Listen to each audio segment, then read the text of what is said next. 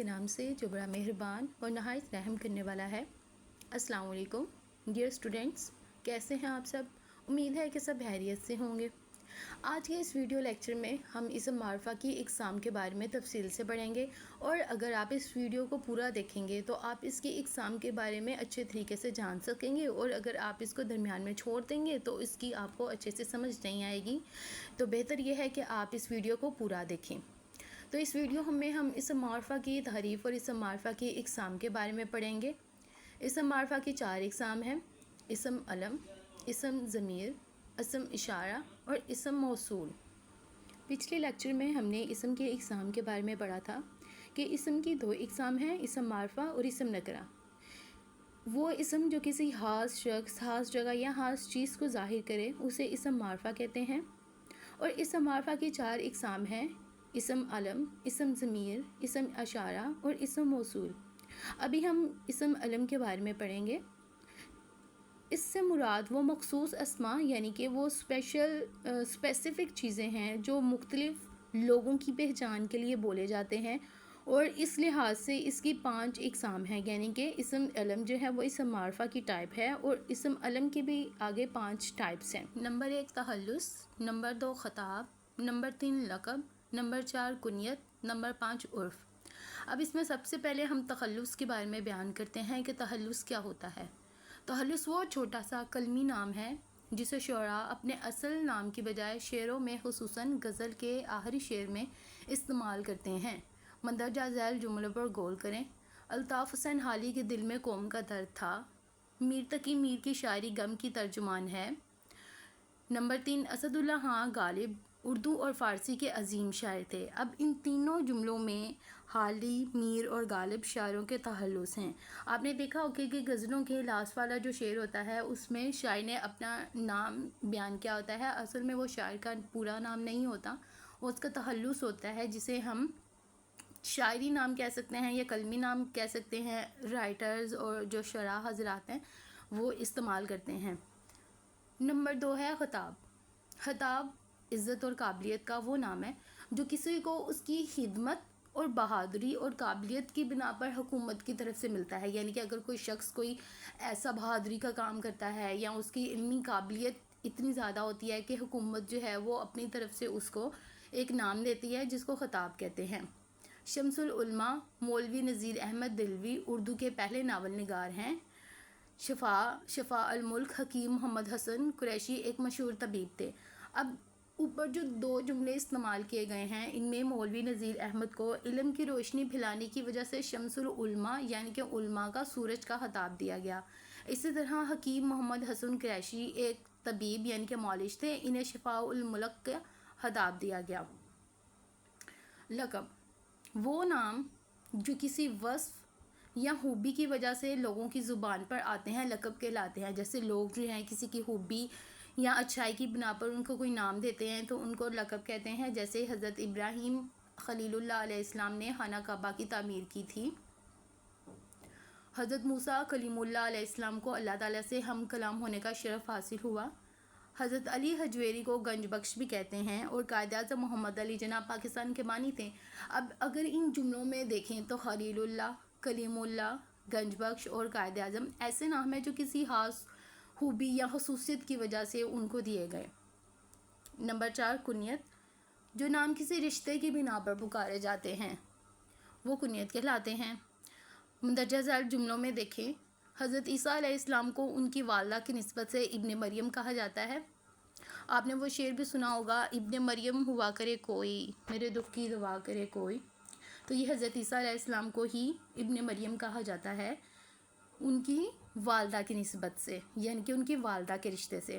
ام المومنین حضرت عائشہ رضی اللہ تعالیٰ عنہ حضرت ابو بکر صدیق رضی اللہ تعالیٰ عنہ کی بیٹی تھیں، اور حضرت عمر فاروق رضی اللہ تعالیٰ عنہ کے والد کا نام خطاب تھا، اسی نام کی نسبت سے ان کو ابن الخطاب کہا جاتا ہے۔ نمبر 5 پہ ہے عرف۔ وہ نام جو پیار سے پکارے جاتے ہیں، جو کسی کے پیار سے، لاڈ سے کہا جاتا ہے نا اس کو، وہ عرف کہلاتا ہے۔ اس میں کہتے ہیں کہ جو نام پیار سے پکارے جائیں اور جو نام مختصر ہو کر مشہور ہو جائیں یا جو کسی اچھائی یا برائی کی وجہ سے بولے جائیں انہیں عرف کہتے ہیں۔ مثلاً ماں باپ کے پیار کی وجہ سے بیٹے کو پپو یا ببلی کہتے ہیں، بیٹے کو بی بی کہہ دیا تو سب لوگ بی بی ہی پکارنے لگ جاتے ہیں۔ اسی طرح کسی نام کو مختصر کر کے پکارا جاتا ہے، مثلاً انور کو انو، شوکت کو شوکا یا سراج کو ساجا کہا جاتا ہے۔ اور ہمارے معاشرے میں یہ عام بات ہے، ہم اگر اپنے ارد گرد دیکھیں تو بہت سے اس طرح کے پیار کے نام اور نک نیمز جو ہیں وہ ہمیں نظر آتے ہیں۔ یہ 5 اقسام جو ابھی بیان کی گئی ہیں اسم علم کی اقسام ہیں۔ اب ہم پڑھیں گے اسم ضمیر کے بارے میں۔ وہ لفظ جو کسی اسم کی جگہ استعمال ہو اسے اسم ضمیر کہتے ہیں، یعنی کہ یہ ریپلیسمنٹ ورڈ ہے۔ اب نیچے جملوں میں دیکھتے ہیں، اکبر 7ویں جماعت میں پڑھتا ہے، وہ صبح سویرے اٹھا، اس نے منہ ہاتھ دھویا، اس کے والد صاحب نے اسے اخبار پڑھنے کے لیے دیا۔ تھوڑی دیر کے بعد اکبر کا دوست اکرم آ گیا، اس نے اکبر سے کہا میں تمہارا انتظار کرنے کے بعد خود تم سے ملنے آ گیا ہوں، آج ہم مل جل کر اسکول کا کام کریں گے۔ اب ان جملوں میں پڑھنے کے بعد آپ کو پتہ چلا ہوگا کہ پہلی لائن میں تو نام اکبر استعمال کیا گیا، مگر اس کے بعد ہر جملے میں اکبر کی بجائے وہ، اس کے، اس نے، اس طرح کے الفاظ استعمال ہوئے ہیں۔ اب یہ استعمال جو ہیں اکبر کے نام کی جگہ پر ہوئے ہیں ان کو اسم ضمیر کہیں گے۔ اسم ضمیر کی 3 اقسام ہیں۔ اسم ضمیر غائب، وہ اسم ان ایسے ناموں کے لیے استعمال ہوتے ہیں جو سامنے موجود نہ ہوں، انہیں اسم ضمیر غائب کہتے ہیں۔ یعنی کہ اگر ہم کہتے ہیں کہ اس نے ایسے کیا، وہ دہی لینے گیا، ان کا یہ کام ہے، تو یہ اسم ضمیر غائب ہیں جو کہ ہمارے سامنے موجود نہیں ہیں۔ اسم ضمیر حازم جیسے تو، تم، آپ، ان کے لیے استعمال کیے جاتے ہیں جو سامنے موجود ہو، انہیں اسم ضمیر حاضر یعنی کہ جو ابھی پریزنٹ ہیں ان کو کہتے ہیں اسم ضمیر حازم، یعنی کہ تم نے ایسے کیا، آپ بازار گئے، یہ اسم ضمیر ہیں۔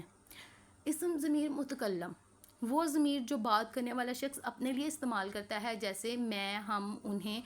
ہم اسم ضمیر متکلم کی مثالیں ہیں، جیسے ہم کتاب لینے گئے، انہیں ہم نے دعوت پر بلایا، ہم سب مل کر آج دعوت کریں گے، یہ اسم ضمیر متکلم ہے کیونکہ بات کرنے والا اپنے بارے میں بات کر رہا ہے۔ تو اس قسم کے بارے میں ہم نے پڑھا کہ اسم ضمیر سے مراد وہ ہے جو کسی نام کی جگہ پر استعمال ہو، اور اس کی 3 اقسام ہیں، اسم ضمیر حاضر، اسم ضمیر غائب اور اسم ضمیر متکلم۔ اب ہم اسم کی تیسری قسم کے بارے میں پڑھیں گے جس کو کہتے ہیں اسم اشارہ۔ اسم اشارہ وہ اسم ہے جو دور اور نزدیک کی کسی چیز، جگہ یا شخص کی طرف اشارہ کرے، اور جس چیز کی طرف اشارہ کیا جائے اسے مشارِ علیہ کہتے ہیں۔